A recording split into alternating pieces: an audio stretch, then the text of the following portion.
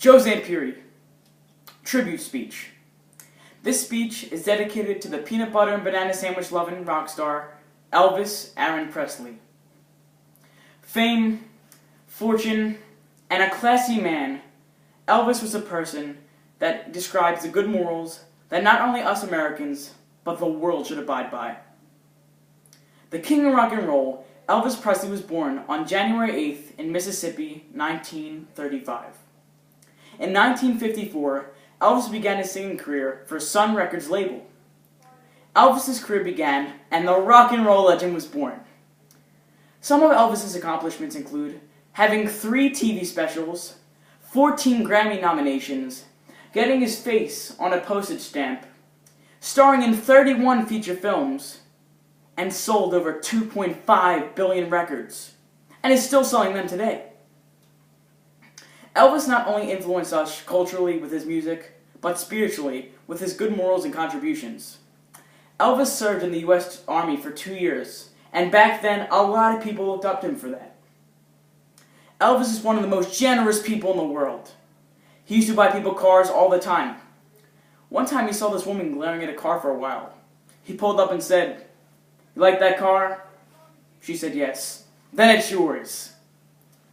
He not only bought people cars, he bought them houses, jewelry, vacations, and even paid for people's surgery, such as nose jobs and kidney transplants. In July 1975, Elvis bought 13 Cadillacs and just gave them out to random strangers. Elvis was such a good person, he didn't want to make his donations public. I just talked about some of Elvis's financial contributions to society. But what was the king known for? Rock and roll, of course.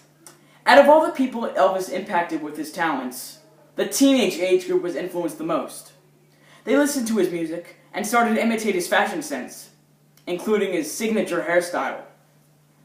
Later in Elvis's career, he started to appeal to the older generation. Aside from the older generation, Elvis culturally influenced the African Americans in their time of need. Many people call Elvis a racist who stole the music from the African Americans.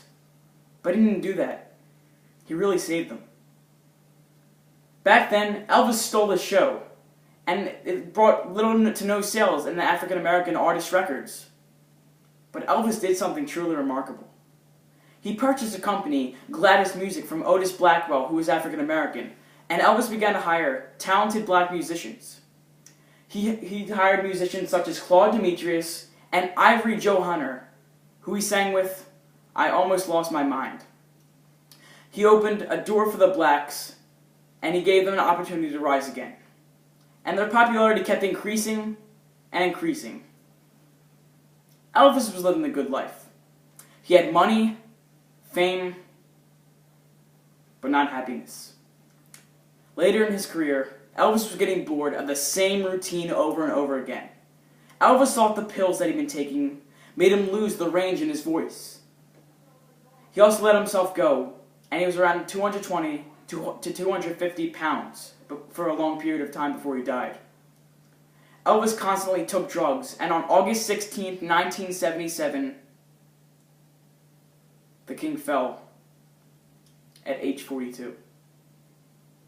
Even though later in his life went downhill, Elvis Presley will be known for his music legacy and especially his good nature. Elvis shaped America and influenced rock and roll the industry. And I conclude with the king's famous quote, "Thank you. Thank you very much."